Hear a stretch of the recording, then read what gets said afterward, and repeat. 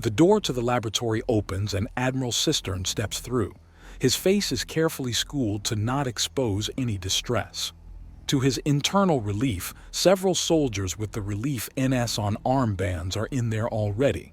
Evidently, people were taking the impromptu axiom researchers more and more seriously. Good. Admiral on deck. The nearest one notes and the room turns to salute him. He returns the gesture crisply. Gentlemen, I'm glad to see you all working together. Admiral Sistern remarks before glancing up at the two still images above the group.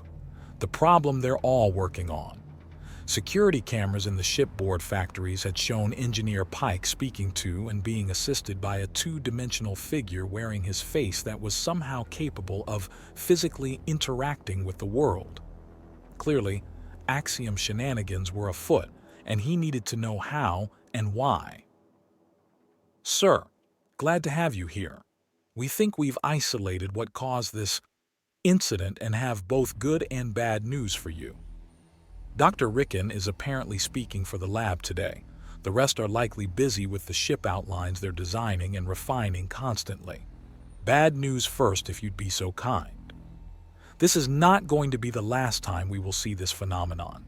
In fact, from what we've uncovered, this is the most benign and minute manifestations of this event that could have occurred, Dr. Ricken says, and Admiral Sistern gives her a curious look. Sir, if I may? Specialist Adagok asks, and the Admiral nods. I took interest in this event for two reasons. First off is that Engineer Pike is a friend, and secondly in that he seemingly manifested a photon and graviton-based construct. That's my area of speciality. I use these things to create illusions with the occasional hidden punch, though I'm more of an illusionist than anything. Specialist, I understand you appreciate your recent promotion, but that's no reason to beat around the bush. Sorry, sir. Effectively, this is a known phenomenon in the galaxy at large as either a sign of an overactive imagination in extremely axiom-capable races, particularly in their childhood, or a massive psychotic break in a person. Amadi explains and Admiral Sistern looks concerned.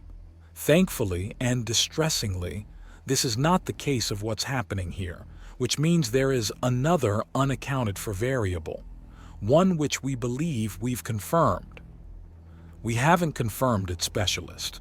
We've hypothesized it but have been unable to disprove it so far. Therefore, it's still an unproven model. We need to test further. Dr. Ricken chides the nerd who frowns. What's the theory? Admiral Sistern asks, and Dr. Ricken flinches somewhat. Our hypothesis involves the differences between the human brain and the brains of the extraterrestrials. Dr. Ricken begins as she brings up some images, one side showing a human brain and the other is labeled a tret. As we've already determined during our revelation about mind reading is that the human mind is unusual in the galaxy at large. The alien mind is streamlined and every aspect can function as every other aspect of the brain. This allows them to recover from brain damage with greater ease but leaves them vulnerable to having their minds read. However, the prioritization and advancement of the human mind means that all a reader gets is a jumbled mess. Ordinarily an advantage, but apparently one with a downside. These projections? Admiral Sistern asks to get her back on track. Unfortunately, sir, axiom is extremely reactive to a person's thought process. Even the smallest amount of axiom training can lead to events like this. To put things in a pithy summation, this was Engineer Pike's inner demons manifesting physically. Specialist Lore explains, and Admiral Sistern stares at him. I must concur. Effectively, the same systems that protect us also gives conflicting signals into the axiom. Mental issues, disorders, inner demons, or whatever else you wish to name can affect the axiom. Not as strongly and not as readily as the active mind, but it can manifest, Amadi adds. And this is going to happen again and again. We've done some digging into things, sir. The psychological fields aren't as well regarded or studied as they are on Earth. The nature of their brain's physical structure is less prone to breaking down. In a sense, at least. The phenomenon of an inner voice, inner monologue, or inner demons in whatever forms you wish to call them, are relatively unknown except in extreme circumstances in the galaxy. That is what's happened. Reggie found himself actually debating with his inner demons as his subconscious need to be able to actually talk it out made it happen. So the axiom reads and reacts to both conscious and subconscious commands? Admiral Sistern asks.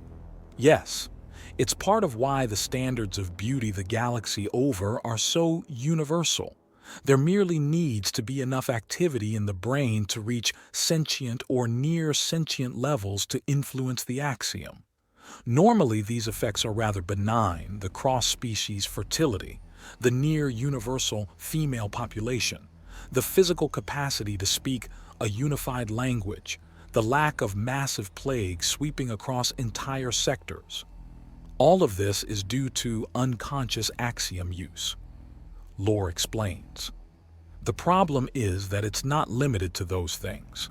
When we discovered this phenomenon in other beings, we found one more place that it often shows up, one that's especially telling as to what this actually is, Dr. Rickon says, and Admiral Sistern nods so she'll continue. Dreams, sir. In both dreams and nightmares, the unconscious use of axiom can influence areas. Normally, it's very small and benign, but truly horrific nightmares have been known to physically harm the areas around the sleepers. We've put it up to pranksters using axiom, but, well, so you're saying that the axiom is causing our literal nightmares to come to life? Admiral Sistern demands. Yes and no, Lore answers before running a hand through his hair. Those who sleep with unaligned kutha on them are most prone to it.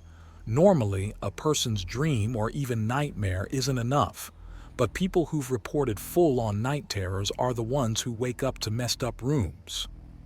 So why did it manifest for Engineer Pike? Admiral Sistern asks.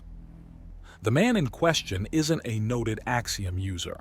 He understands the basics as far as I know, but he shouldn't have such a level of control that his unconscious mind manifests phantoms. Kutha.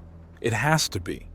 If he received a gift from his lady friends, then it might have caused enough of an unconscious channeling to manifest the phantasm, Lore says with a look of revelation, and Amadi thinks. It's possible. Even at complete rest, Kutha accelerates the local axiom through it. With direct skin contact, it can pick up anything running through a person's mind. Normally, only thoughts on axiom would activate them, but if a mind is scattered and unfocused, then it could do anything. Amadi considers. This is still conjecture and working models for the most part. We know this is not a unique phenomenon. It's usually fairly harmless with a minimum of damage and seems to be even less hazardous in this scenario.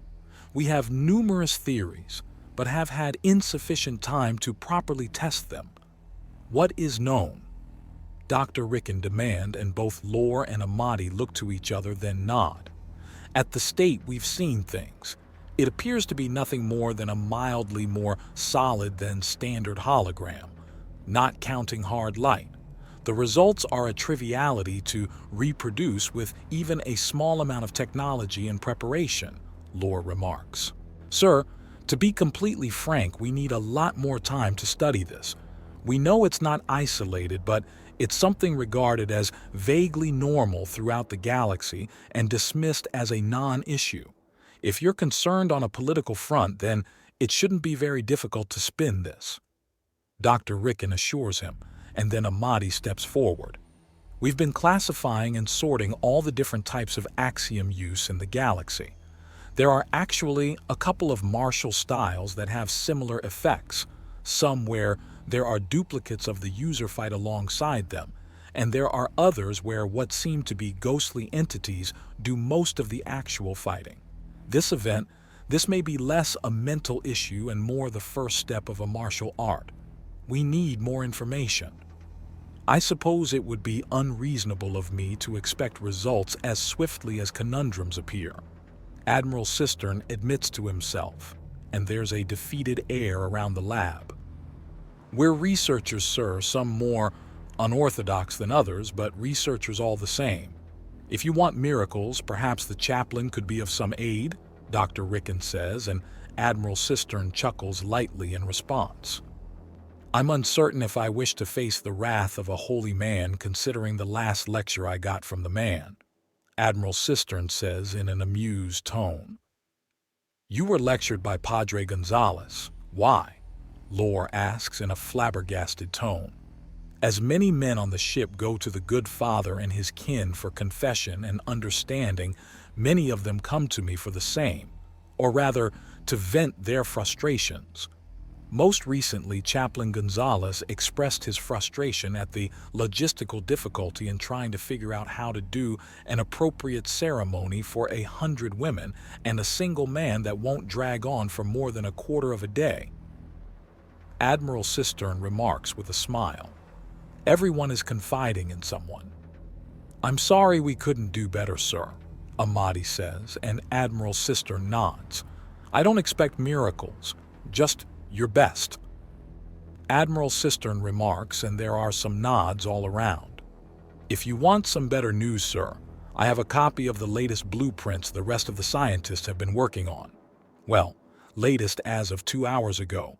They've been moving with such alacrity that they might have thrown this out and started again. In brief, I'm needed back at my desk shortly. If the paperwork for dealing with a claimant of territory surrounding cruel space were on physical paper, it would be several stories tall. They want it in triplicate. Admiral Sistern remarks, Good God, that's a marathon. You must have several hours in the day you dedicate wholly to that mess. Dr. Rickon mutters. As a matter of fact, I do. It starts in 20 minutes. Admiral Sistern admits, and the good doctor's eyes widen. Very well, sir, she says, and she inserts a USB drive and quickly brings up some images.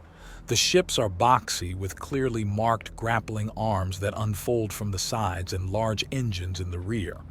They're very chunky and basic looking, with a cutaway that has a dizzying amount of writing and mathematical equations around the engines. These ships are very much prototypes, to be tested to destruction.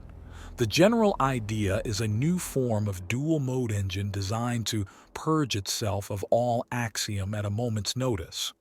For backup, it will have standard rockets, but we've been experimenting with laser-based propulsion. It should allow these ships to move away from a Dauntless-class vessel with a minimal of fuel use, allowing them to save nearly the entire tank for the return trip. This is when it's in the null. In axiom, it can move with great alacrity, but we're still experimenting on further. From the looks of it, they're also going into ways of directly using solid fuel bricks instead of dissolving it into liquid fuel first. The working name seems to be the Hades engine? Why is it named after the god of the underworld? Lore asks as he reads over the schematics. Because the Helios engine and Prometheum engine were taken, Dr. Rickon jokes. In all seriousness, this is about saving a huge amount of space and using compression and extreme heat to control the fuel. It's a work in progress, but if it's successful, it should allow much more powerful engines at a quarter of our current sizes, and we can increase fuel storage by doing away with liquid fuel altogether and switch over entirely to solid fuel bricks. Very innovative. I look forward to seeing the next iteration, hopefully with a clearer image of these Hades engines. If they're even half as effective as the team seems to be predicting, then they'll be a wonderful addition to our technological capabilities. Admiral Sistern says before checking his watch. And I have just enough time for a light snack before resuming the paperwork. Keep up the good work. Remember, research is not a miracle-laden sprint, but a marathon where you hunt down all the available truths you can find. Yes, sir. His people respond with a salute. Admiral Sistern nods and returns it before promptly leaving the area.